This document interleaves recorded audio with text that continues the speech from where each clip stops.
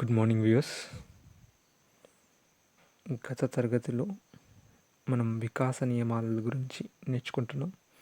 అందులో 7 వికాస నియమాల గురించి నేర్చుకున్నాం. ఈ తరగతిలో 8వ వికాస నియమం గురించి నేర్చుకుందాం.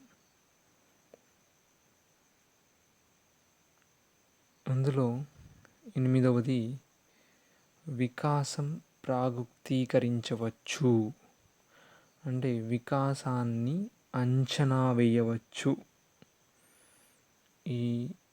దీని గురించి ఈరోజు క్లుప్తంగా నేర్చుకుందాం. అంటే వికాసాన్ని ప్రాగుక్తీకరించవచ్చు అంటే ఏంటి? ప్రాగుక్తీకరించవచ్చు అంటే ఏంటి? అంటే శిశువు యొక్క వికాసాన్ని అంచనా వేయవచ్చు అంటే ఏంటి?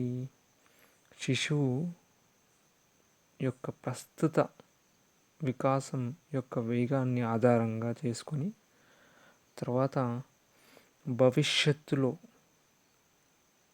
వారి యొక్క వికాసం కానీ వారి యొక్క అభివృద్ధి కానీ మనం ముందుగానే అంచనా వేయవచ్చు. అంటే ఇప్పుడు శిశువు ఏ స్థాయిలో ఉంది వికాసం, ఆ వికాస వేగం ఎలా ఉంది, హెచ్చుతగ్గులను, వారి యొక్క పెరుగుదలను మనం అబ్జర్వ్ చేస్తూ తర్వాత వారి యొక్క భవిష్యత్తు వికాసం ఎలా ఉంటుంది, వారి యొక్క భవిష్యత్తు అభివృద్ధి ఎలా ఉంటుంది అనేది మనం ఊహించవచ్చు. అంటే శిశువు ఇప్పుడు చిన్నప్పుడే చాలా తెలివితేటలు ఉందనుకోండి, వాళ్ళ యొక్క దగ్గర ఐక్యూ లెవెల్ అనేది చాలా ఉందనుకోండి, ఆ తర్వాత వారు పెద్దవైన తర్వాత భవిష్యత్తులో మంచి ప్రతిభావంతులు అవుతారని మనం చెప్పవచ్చు. అదేవిధంగా వాళ్ళు ప్రతిభావంతులు కావచ్చు, లేకపోతే బెస్ట్ స్పోర్ట్స్ మ్యాన్ కావచ్చు, లేకపోతే డాక్టర్ కావచ్చు, టీచర్ కావచ్చు, బెస్ట్ అనేది ఇవ్వగలుగుతారు. ఎప్పుడు ఇవ్వగలుగుతారు అంటే అది చిన్నప్పుడు యొక్క వారి యొక్క వికాసం అనే వేగంపై ఆధారపడి ఉంటుంది. అంటే పుట్టిన పిల్లాడి యొక్క వికాసం అనేది చాలా ఫాస్ట్గా ఉందనుకోండి, అంటే మీకు ఆల్రెడీ చెప్పాను నేను వికాసం అంటే ఎలా ఉంటుంది అంటే, సపోజ్ వాళ్ళకి త్వరగా బోర్లా పడడం కానీ, త్వరగతిగా చిగుర్లు రావడం, త్వరగతిగా పాలదంతాలు రావడం, ఈ విధంగా ప్రతి దానిలో వికాసం అనేది వేగంగా జరగడం, వాళ్ళ యొక్క మాటలు కూడా త్వరగా రావడం, ఆలస్యం కాకుండా త్వరగా అన్ని వికాస వేగాలు జరగడం.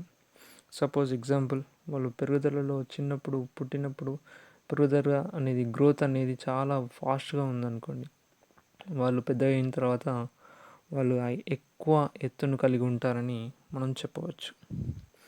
ఈ విధంగా ప్రతి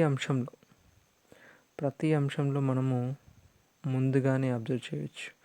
అంటే తొలి దశలలో శిశువు యొక్క పెరుగుదల కానీ వికాసాలను బట్టి ఆ తర్వాత రాబోయే దశలలో అంటే ఫ్యూచర్లలో వాళ్ళు ఎలా ఉంటారనేది మనం ముందుగానే అంచనా వేయచ్చు.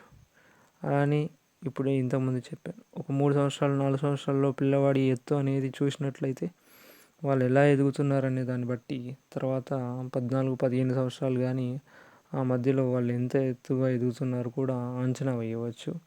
ఆ తర్వాత 20 సంవత్సరాలకు వాళ్ళ ఎత్తు ఆగిపోతుంది కాబట్టి అప్పుడు కూడా వారి యొక్క ఎత్తును కూడా అంటే పెరుగుదలను కూడా అంచనా వేయవచ్చు.